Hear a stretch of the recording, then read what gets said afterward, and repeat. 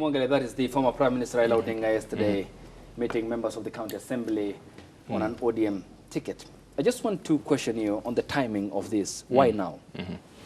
First, if you may allow me, I missed out on on addressing what Muka had raised, and I think Muka has an acute misapprehension of what government is, because government is not just the presidency. Government is the executive, the National Assembly, and the judiciary, and that is cascaded down to county governments.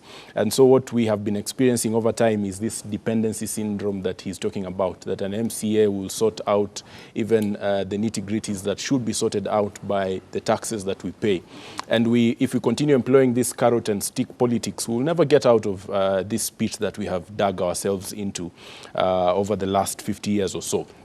When it comes to what Raila Odinga and Uhuru Kenyatta promised the MCA, first we must be alive to the fact that when Uhuru was promising the MCAs in Sagana, that promise was for them alone. It is only Raila who has come on board, and now it appears that it should go down to the MCAs.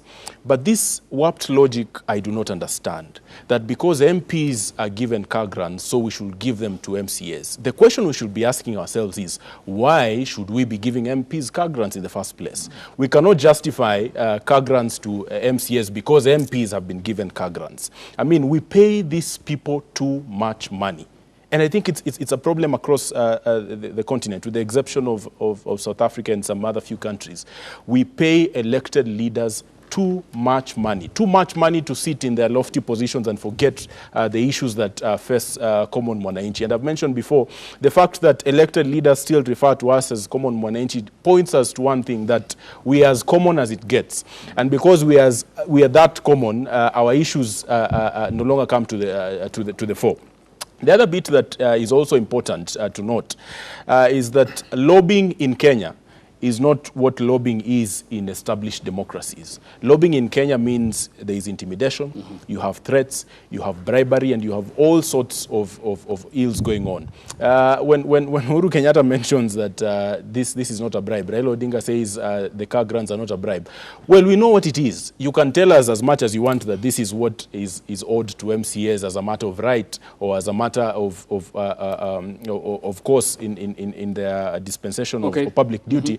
But we know what it is. It is coming at a time when you want them to pass the BBI across the counties. Okay, so we know you're bribing them. Okay, but as you mentioned that, we see them meeting members of the political leadership in the country. The president, on a 4-day tour of the Mount Kenya region, met members of the County Assembly on Friday. On Saturday, he met young people and religious leaders. On Sunday, he finished it up in the county of Nyeri, on Monday yesterday rather, in the county of Nyeri. Therefore, who are supposed to be the primary, audience of the members of the County Assembly? The people, because we have devolved power so that they are now in less proximity to the people or the party leadership?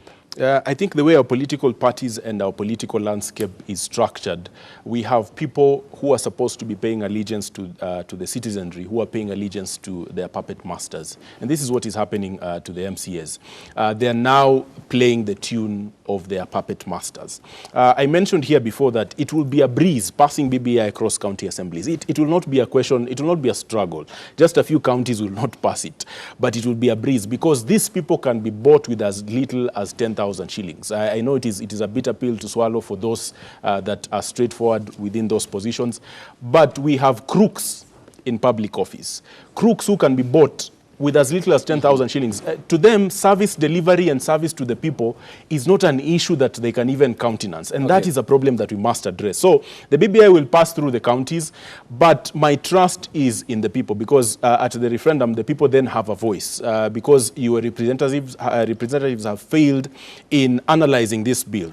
Because ideally, we should not be having, if the president really says this is for the people, then we should not be having him, trying to muzzle people towards a certain direction. Let the county assemblies debate this bill. Okay, and we'll talk about what it portends for the country. More than ever before have they been so important, Fred and Nutin, and also Wakili Philip Mwangale, than we witnessed today, and the members of the County Assembly who are needed more than ever before in the passing of the Building Bridges Initiative BBI 2020 bill, and what the 1,496 members of the county assemblies across the country will do with the bills before their respective county assemblies. We hit the break. When we come back, finish up on this and also debate the concerns by the National Cohesion and Integration Commission, which says that we should pedal back from our current position because we are likely to go the Rwandan way. It is seeking more powers. Its chairman appeared before the Parliamentary National Security Committee and shedded light on the concerns that the Commission has as regards the conduct of the political establishment. Our case in point